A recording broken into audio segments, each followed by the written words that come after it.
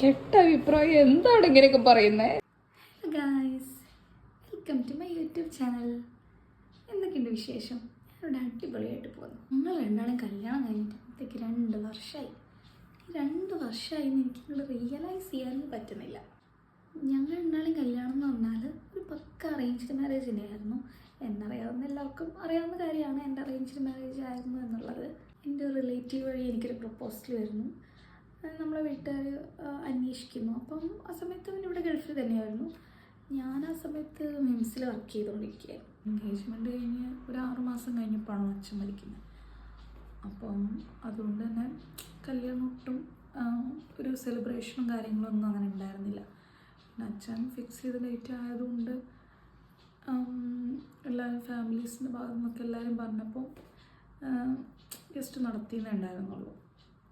Engagement ഭയങ്കര ഗ്രാൻഡായിരുന്നു. സംഗീത നാട്ടിൽ വന്ന് ഒരു 2 വീക്സിൻ്റെ ഗ്യാപ്പ് ഉണ്ടായിരുന്നുള്ളൂ.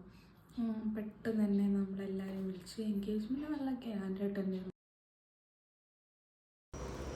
ഞാൻ പിന്നെ ഡ്യൂട്ടി കഴിഞ്ഞ് വന്നതിൻ്റെ ക്ഷീണത്തിൽ ഫുഡ് കഴിച്ച് കിടന്നത് മാത്രമേ എനിക്ക് ഓർമ്മയുള്ളൂ.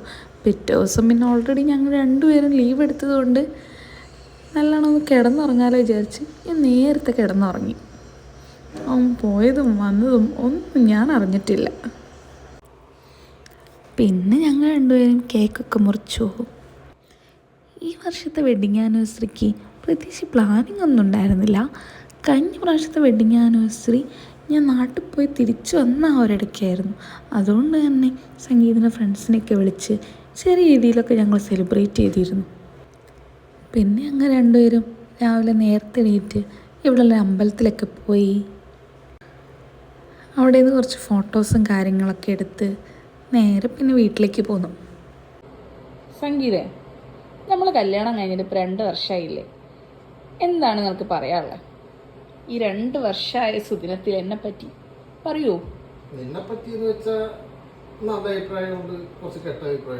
കെട്ട അഭിപ്രായം എന്താണ് ഇങ്ങനെയൊക്കെ പറയുന്നേ? ഞാൻ കിച്ചണിലും അവിടെ ഇവിടെ ഒന്നും കേറിയിട്ടില്ല എന്റെ ജീവിതത്തിൽ. ഈ 2 വർഷത്തിലായപ്പോഴാണ് ഞാൻ ഇപ്പോൾ കിച്ചണിൽ കയറുന്നതും എല്ലാം തന്നെ ചെയ്യുന്നതും. കിച്ചണിൽ കയറുന്നത്ര മോശമുള്ള പരിപാടിയാ? എനിക്ക് സമയമില്ലാത്തതുകൊണ്ടല്ലേ? അതൊക്കെ കണക്കിലെടുത്താണ് ഞാൻ പിന്നെ ഒന്നും മിണ്ടാത്തത്. സംഗീതേ, എന്റെ 2 പോസിറ്റീവ് കാര്യങ്ങൾ പറ. നിന്റെ 2 പോസിറ്റീവ് കാര്യങ്ങളോ? Yes, positive. നിനക്ക് വെച്ചാൽ ഒരു കച്ചറൊക്കെ കൂടിയിട്ടുണ്ടെങ്കിൽ നിന്റെ ഓർമ്മ ഒരു 1/2 മണിക്കൂർ 1 മണിക്കൂർ വരെ നിൽക്കൂ. അതിന്റെ ഭാഗ്യല്ലേ? അതിനെപ്പറ്റി പിന്നെ നിനക്ക് ഒരു ഓർമ്മയും ഉണ്ടാകില്ല. പിന്നെ എന്ന് വെച്ചാൽ നമ്മൾ പലയിടത്തേക്ക് ട്രിപ്പൊക്കെ പോകാൻ വിചാരിച്ചാൽ എന്റെ അതേ സെയിം മൂഡ് തന്നെയാണ് നിനക്കുള്ളത്.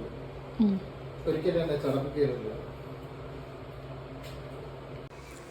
ഈ ആനിവേഴ്സറിക്ക് മെയിനായിട്ട് പ്രത്യേകിച്ച് പ്ലാനിങ് ഒന്നും ഇല്ലാത്തതിൻ്റെ റീസൺ കുറച്ച് ദിവസങ്ങളായിട്ട് ഞങ്ങൾ ഭയങ്കര തിരക്കായിപ്പോയി ഡ്യൂട്ടിയൊക്കെ ആയിട്ട്.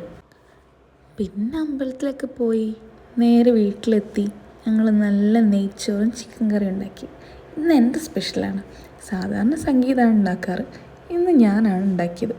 പിന്നെ ഈവനിങ് ആയപ്പോൾ ഒന്ന് പുറത്തൊക്കെ പോയി നൈറ്റ് ഫുഡ് പുറത്തുനിന്നൊക്കെ കഴിച്ച് നേരെ റൂമിലേക്ക് പോന്നു. ഇന്ന് അത്രയ്ക്കുള്ളൂ ഗായ്സ്. ബൈ.